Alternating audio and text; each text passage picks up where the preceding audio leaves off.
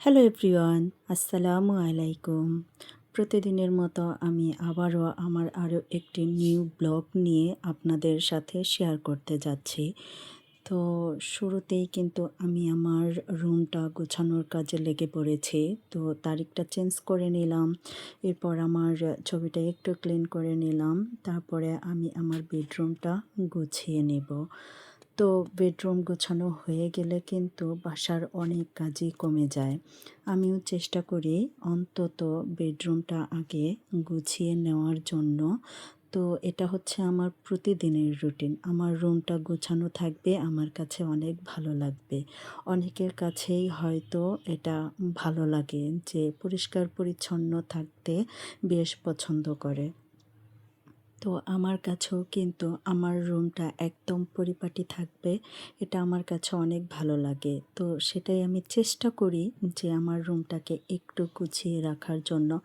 জানি না কতটুকু করতে পেরেছি বা আপনাদের কাছে কতটুকু ভালো লেগেছে, তবুও চেষ্টা করে যাচ্ছি যাতে সুন্দর করে গুছিয়ে রাখা যায়।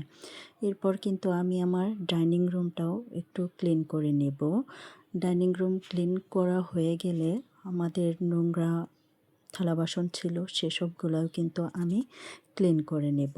সংসারে কিন্তু অনেক ধরনের কাজ থাকে, ছোট হোক বা বড় হোক, কাজ তো কাজই, কাজ তো করতেই হবে। বিশেষ করে মেয়েদের এসব কাজ না করলে চলেই না। তো আমার কিচেন রুমটা কিন্তু ক্লিন করে আমি আমার সকালের নাস্তার জন্য রেডি করে নিচ্ছি যে আমি সকালের নাস্তায় কি খাবো।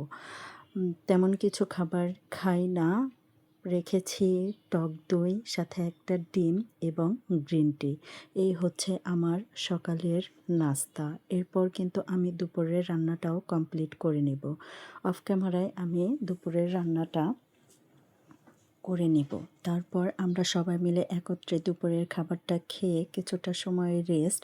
এরপর বিকালের নাস্তায় রেখেছিলাম লুডুস এবং 1 কাপ গ্রিন টি। এই ছিল আমাদের বিকেলের খাবারে। তো আমার এই ভিডিওটা আপনাদের কাছে কেমন লেগেছে অবশ্যই কমেন্ট করে জানাবেন। ভালো লাগলে একটা লাইক করে অন্যকে দেখার সুযোগ করে দেবেন। ভালো থাকবেন সবাই। আজকের মতো এ পর্যন্তই। আল্লাহ হাফেজ। আসসালামু আলাইকুম।